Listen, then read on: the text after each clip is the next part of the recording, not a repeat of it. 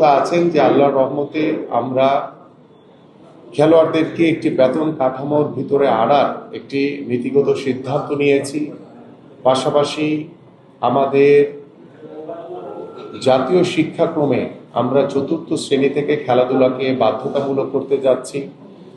পাশাপাশি আমাদের ঈদের পরপরই আমরা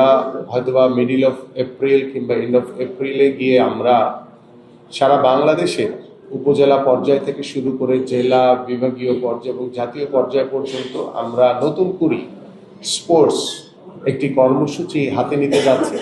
যে স্পোর্টসের মাধ্যমে আমরা বিশ্বাস করি যে আমাদের তৃণমূলে ছড়িয়ে ছিটিয়ে থাকা সকল প্রতিভাবান খেলোয়াড়দেরকে আমরা অন্বেষণ করে তাদের মাধ্যমে আমরা ভবিষ্যতে বাংলাদেশের প্রতিনিধিত্ব করার মতো সেই সকল গুণী প্রতিভাবান খেলোয়াড়দেরকে বাছাইয়ের মাধ্যমে আমরা আগামী বাংলাদেশে ক্রীড়াঙ্গনের একটি পরিবেশ এবং ক্রীড়াঙ্গনের একটি বাংলাদেশ গড়ে তোলার জন্য আমাদের বর্তমান সরকার আমরা বদ্ধপরিকর এবং সেই লক্ষ্য বাস্তবায়নের জন্য আজকে আপনারা যারা ক্রীড়া সাংবাদিক এখানে উপস্থিত হয়েছে,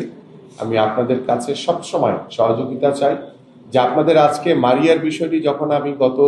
কালকে সকালবেলা দেখেছি, তাৎক্ষণিকভাবেই আমি আমাদের সচিব মহোদয় এবং আমাদের এনএসসির নির্বাহী পরিচালক আমাদের দৌলত সাহেবের সাথে কথা বলে তাৎক্ষণিকভাবে সিদ্ধান্ত নিয়েছি এবং আমি আমাদের মাননীয় প্রধানমন্ত্রীকে বিষয়গুলো অবগত করেছি এবং তিনি সবসময়, আপনারা জানেন যে আমরা সরকার গঠন করার আগেই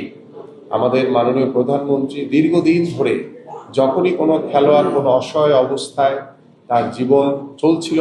ঠিক তখনই তিনি আমাকে নির্দেশনা দিতেন যে আমি যাতে ওই ক্রীড়াবিদের পাশে গিয়ে দাঁড়াই। এবং আমাদের মাননীয় প্রধানমন্ত্রীর নির্দেশনায় আমরা বিগত কয়েক বছর ধরে আপনারা সকলেই অবগত রয়েছেন অনেক প্রতিভাবান খেলোয়াড়ের পাশে তিনি কিন্তু এখনো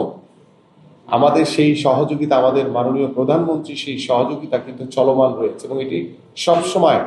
ওই পরিবারগুলো, ওই ক্রীড়াবিদদের প্রতি আমাদের মাননীয় প্রধানমন্ত্রীর এই সহযোগিতা অব্যাহত থাকবে।